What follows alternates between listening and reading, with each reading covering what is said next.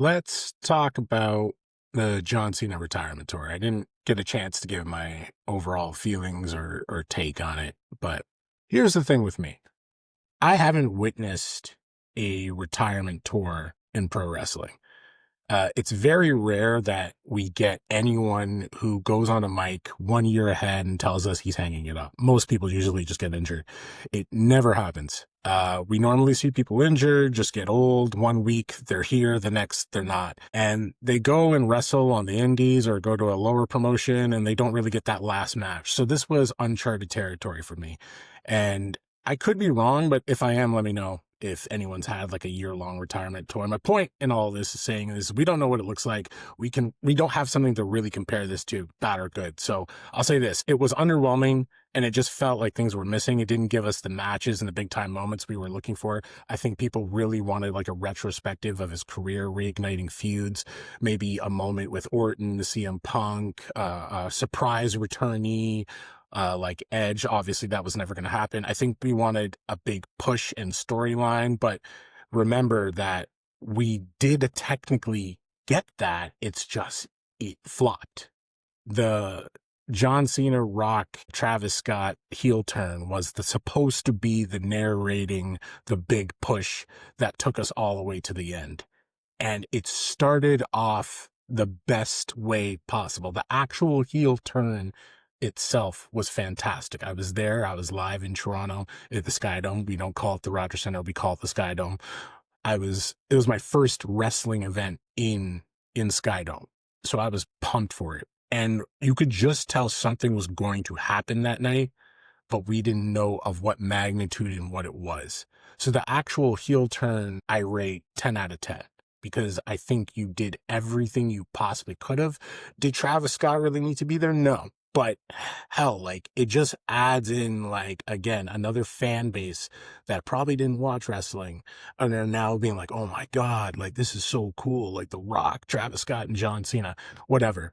Point is, it was fantastic. March, 1st or 5th, 2025, Elimination Chamber, Toronto, Ontario, Canada. The heel turn that had everyone talking. Again, it was supposed to navigate the remainder of the tour, but it just fell flat because egos and whatever happened in the back between Rock, Triple H, Tony Khan, TKO. I don't know. I don't know who got hurt. I don't know who was upset. I don't know what happened. I'm hearing many things, that Travis Scott really underestimated what this business was and wasn't really ready for it. Like people think professional wrestling and scripted and fake or whatever you can say, but once you actually do it, then you start to realize, oh shit, this isn't easy. Whatever it was that killed it.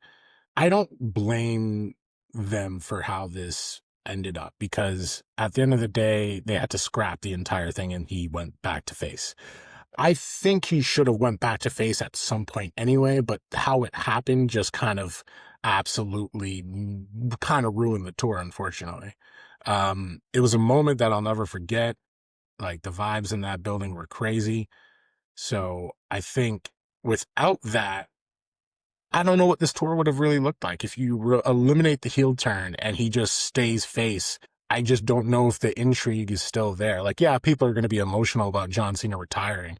People are still going to show up to events. You're still going to sell out. You're still going to get tickets. But without that big moment, do you really have the intrigue, as much intrigue as, say, he just stayed face and we just, go through the motions, have him face Orton, have him face Punk, have him face AJ. I don't think it was as great. So again, for what they had to kind of fix, I think it was okay. Like it wasn't as bad as people are saying. And yeah, you can go blame Triple H, blame whoever. At the end of the day, I think it was a collective. Everyone just kind of made mistakes and then we were here, So I thought, the recovery from the failed heel turn was as good as it could have gotten. You just give him an angle, a point to talk to Cody and say, you know what, my bad. I shouldn't have done this. I need to be there for the kids and all the fanboys that grew up watching me turned adults or are still watching me today, and be there for them. Like, if you guys can give me a better way to fix the flop of the heel turn that it ended up to be, then drop it in the comments. I don't know. But for me, I thought they turned it into something that was pretty much dead, and they did the best they could have possibly done with it. Overall, the retirement tour, it went through Europe, which is cool. I liked the fact that he really got the fans involved. If you remember the little kid, I can't remember if it was in Germany, France, or wherever, the little kid where he's basically like calling out the kids saying, I don't give a crap about you guys. And then the camera would zoom on the kid's face and the kids just looking there stunned. Like that was beautiful. I don't think you can replicate that. Going through Europe and dealing with those crowds was, I think, the best thing that could have possibly happened. Sometimes North America just doesn't have it. I'm sorry. Like Canada, the States, like sometimes our crowds can just be a little monotone. They don't give the wrestlers and the performers as much to work with. Because remember, they have to work off of our reaction. They have to work off of our emotion. And European crowds are singing before the event starts. The European crowds are singing while the event is on. The European crowds are going nuts pretty much all throughout the event. And that gives them different things to work off of, right? I don't think you see that kid that Cena basically called out in America. I don't think that's there. Yeah, you might see them crying, but like it was just raw emotion and it worked so well.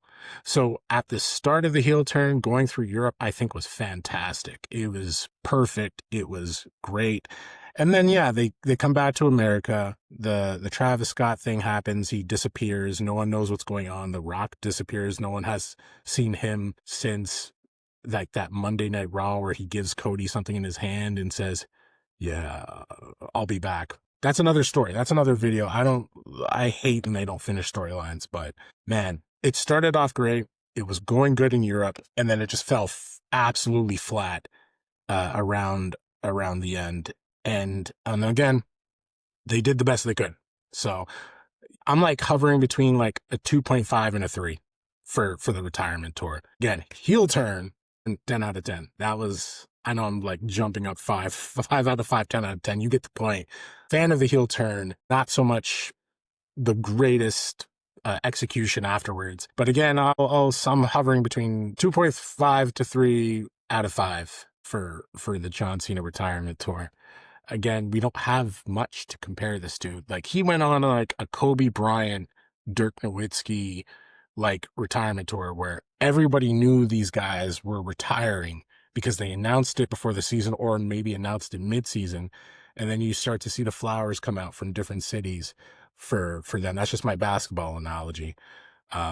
Maybe I'm lacking, maybe I'm missing. I don't remember any retirement tours where we get someone who announces it a year in advance and the company basically gets an entire year to really plan out where it was. Then there was this whole thing with how many dates he was actually going to do. He's been on interviews saying, I was willing to do like 300 plus. I can't remember the exact number, but he said, yo, I want to do a full year. He was going to be at every Raw and every SmackDown. He wanted 200 plus dates, and that was insane. I don't think he should have done 200 plus dates. But when WWE comes out and says, yeah, we only need you for 36, that's pretty crazy. You didn't have to make him 200. I don't even think you needed to do 100. You could have given him like 70 dates, just, couple Raws, couple SmackDowns every month or so. I feel like the 36 dates didn't allow for proper storyline building. We pretty much knew that, okay, he's going to show up to a Raw or SmackDown. He's going to talk to somebody. They're going to have a match at the next PLE, and then it's on to the next one. It didn't give the intrigue. Like, did we get a proper build? Like, we had a proper build at the end. I liked the 3-way series he had with Dom Mysterio.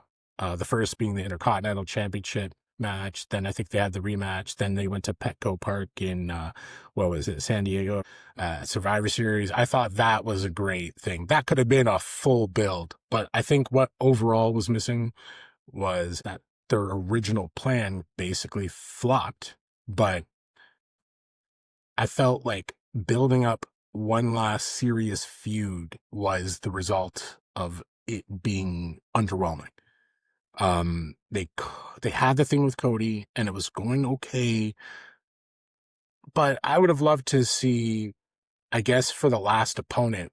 I know I'm on video saying they made the right call with Gunther, and they did for what it again turned out to be. But if you had asked me who I wanted his last opponent to be, and we're not just going to keep seeing Edge, we're not going to just keep seeing Jericho or these guys that don't exist in the company, because again, people keep forgetting these guys are on contract. And yeah, we can talk about how the rumors that Tony Khan was going to let them, you know, take Edge for a one night thing, and Triple H or whoever said no. We can't substantiate that. Like, we can't guarantee that that was actually a thing. Let's be like realistic in what we actually have, right? If we're not reaching for outside company resources, I would have said I would have rather much had Randy Orton, CM Punk, or AJ Styles finish off his career. And I feel like you needed somebody that really was involved in his career, because you go to bed at night thinking, okay, full circle. You know what I mean? Like, obviously, if Kurt Angle was still wrestling, I would love to have seen Kurt Angle, but obviously that didn't happen. And they butchered Kurt Angle's retirement tour with Baron Corbin. Sorry, Baron Corbin, but they should have given Kurt Angle to John Cena. They should have, and likewise, if you were still wrestling. But again, rambling on, they did the best that they could have, and sometimes you just gotta live with it.